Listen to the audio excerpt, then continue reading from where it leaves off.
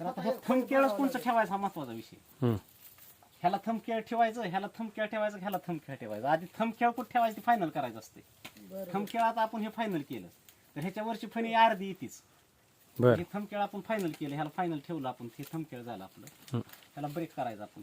थंबकेळ final केलं, final केल्यानंतर त्याच्या खालची सफाई करून घ्यायची. आता ही फणी काढायची 2-3 सिस्टीम आहेत. त्यातली पहिले ते ब्रेकिंग सिस्टीम आहे. ह्याच्यात आपण फणी काढू शकतो. फणी काढताना इथली साल फिल काय निघली नाही पाहिजे. ही एक फणी काढायची, दुसरी फणी.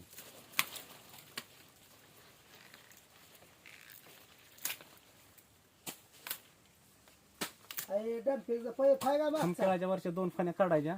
इथनं एक थंबकेळा जेवढं अंतर ठेवायचं, इथनं दांडा ब्रेक केला जातो. थंबकेळाच्या वरच्या 2 फण्या काढण्यामागचं रिझन सांगचाल का?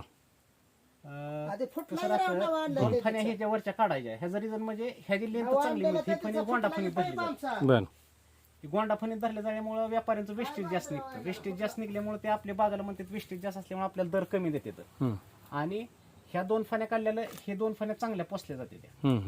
त्यामुळे ह्याला घडाला चांगलं खायला मिळतंय. शक्यतो तसं हे ढोबळ शास्त्र आहे की थंबकेळाच्या वरच्या 2 फण्या काढणे हे ढोबळ शास्त्र आहे.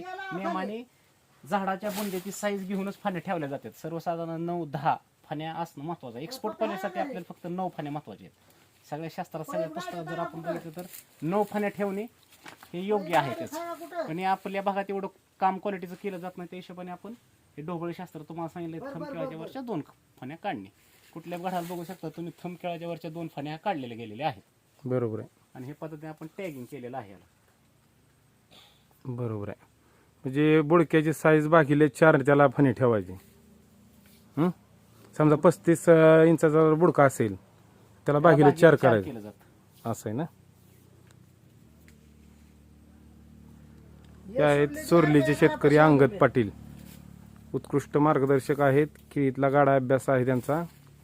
आणि आतापर्यंत त्यांनी हजारो शेतकऱ्यांना केळीच्या पिकाविषयी मार्गदर्शन करून शेतकऱ्याला केळीमध्ये खूप मोलाचं सहकार्य केलेलं आहे आणि शेतकऱ्याला भरभराटी आणून दिलेली आहे.